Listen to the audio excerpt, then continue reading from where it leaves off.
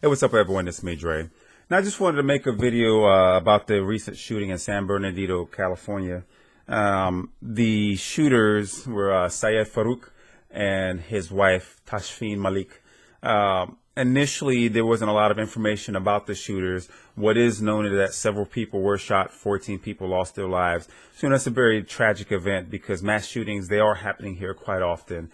What I find most interesting about this story is the generalization because of the whole Islamophobia and the fact that because the two shooters were Muslim, it's already generalized that they're terrorists. Now, when you look at instances such as the Planned Parenthood shooting in Colorado, where Robert Deere killed those people, nothing was said. He even killed a law enforcement officer, but he was basically considered deranged. They were saying, maybe he thought that he was a woman hater, things like that. But when it comes to the active shooter being Muslim, all of a sudden they're automatically determined to be a terrorist. It's no different than Mohammed Yusuf Abdulaziz, the shooter in Tennessee who killed the 4 service members. He was quickly called a terrorist, but a few days prior, when you had, or a few weeks prior, when you had Dylan Roof walk into the church and kill 9 black people, he's just a mentally ill white kid. When you look at Nidal Hassan, the army service member in Fort Hood who killed someone, they called him a terrorist. But then when you look at Eusebio Lopez, the Marine in Quantico who killed 2 or 3 people, they didn't say anything about him being a terrorist. But all of a sudden, and this isn't an excuse for terrorism, I'm not a Muslim, I'm not Christian, although I was born and raised Methodist, I don't really follow a faith. But the one thing I'm not going to do is generalize. And again, I'm certainly not going to lead some sort of witch hunt against Muslims because there are a lot of good Christians out there. There's a lot of good Muslims out there. I know many Muslims that don't look for the destruction of the United States.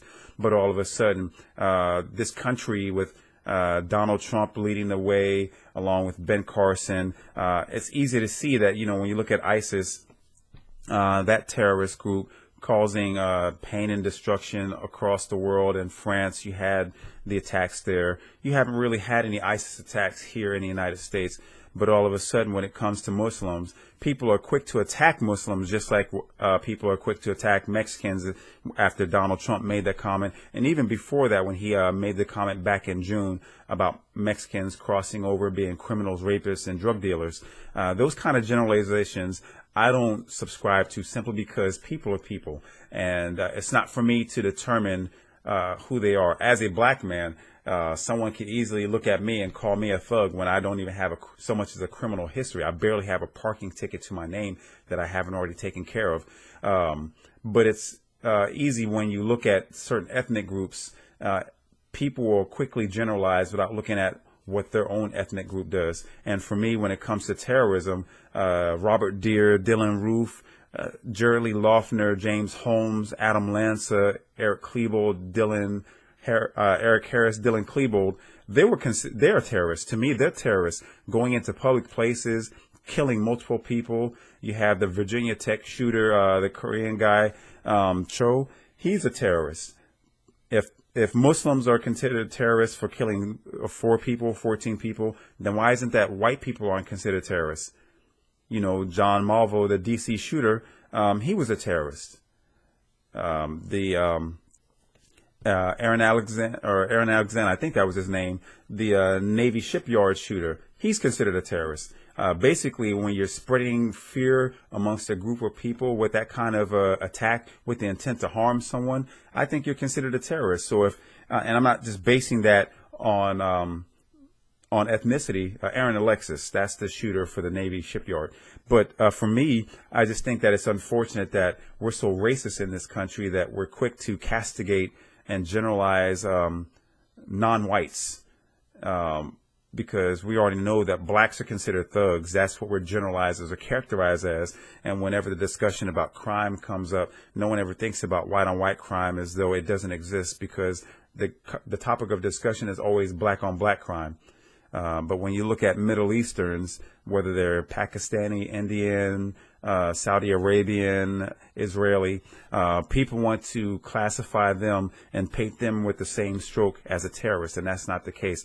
Muslims, there are some that wish for our destruction, but it's no different than a Christian going to a Planned Parenthood and opening fire on a group of people, killing 3, including an armed officer who was just trying to protect the citizens. But no one's calling him a citizen. In fact, none of the white people that committed these acts were called terrorists, not even Timothy McVeigh. It was a terrorist act, but they really didn't want to call him a terrorist. But if he was a Muslim, then they would be a terrorist all day long. And that's the point that I'm trying to make. They're trying to say that they were praising the leader of ISIS, but there's multiple leaders of ISIS. And I'm not making an excuse for Farook and Malik.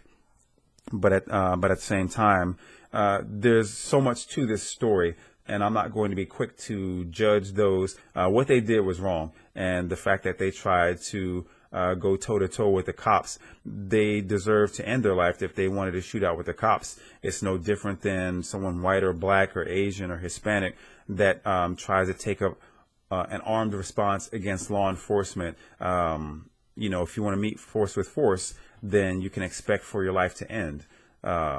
That's how I feel. Anyway, if you like this video, hope that you like, subscribe, and share. Don't forget to check me out on Facebook. Peace.